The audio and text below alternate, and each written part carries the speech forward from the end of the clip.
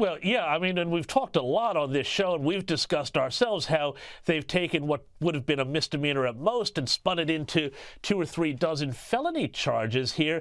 And there's a lot of questions around the constitutionality of all this. Now, there's going to be a political question at some point, and I think you've spoken about this, how at some point there could be a crisis where he says, well, this whole trial is unconstitutional. I'm not going to participate in it. Tell us lay people out there who aren't lawyers how this could work and whether or not it would work.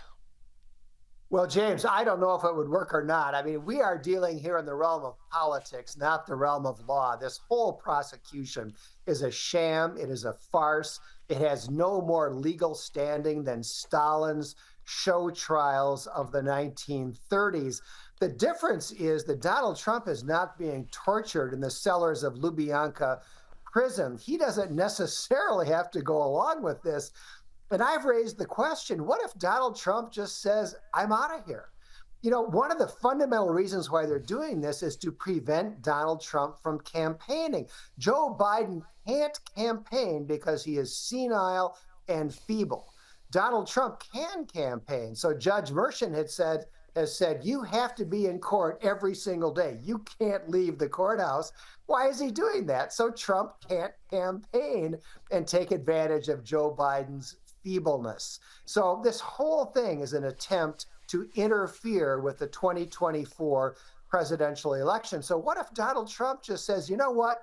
I'm out of here. I'm going to go campaign. You don't need me. When it's my turn to testify, maybe I'll come back. But this trial, this criminal prosecution has zero legitimacy, and I'm not going to give it legitimacy by going along with it. I mean, you can only imagine the howling outrage if he did such a thing. But there's also an interesting theory that I've been toying with this week here. And we did see Trump campaign in Michigan. He has been doing some events. And of course, he's also campaigning hard in New York because, well, he's more or less stuck there.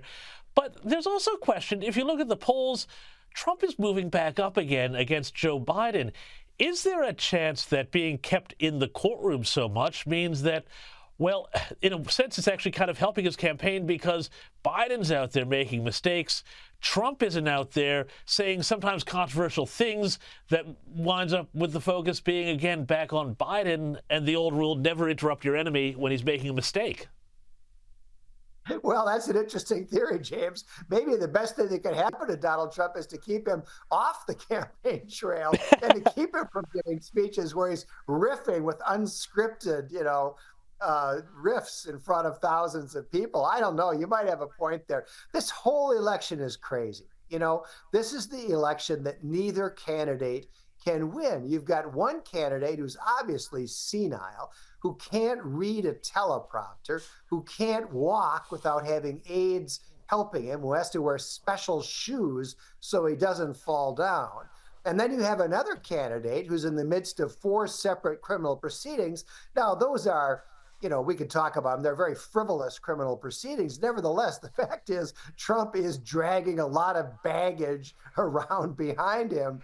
And I've been wondering for the last couple of years how either of these candidates could possibly win this election.